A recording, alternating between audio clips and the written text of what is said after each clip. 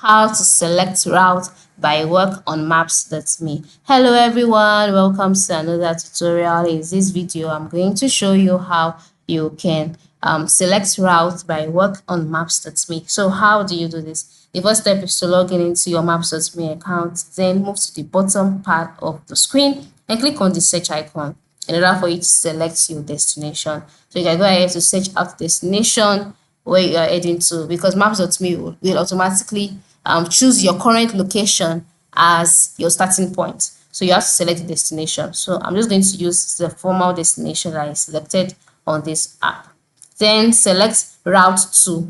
Okay, route to, since you're going there.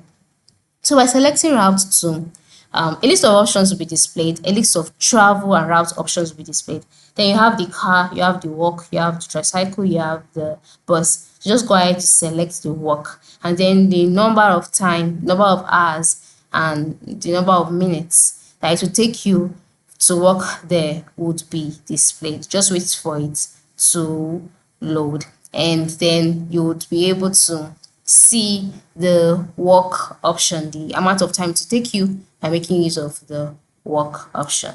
So just wait for it to fully load. All right.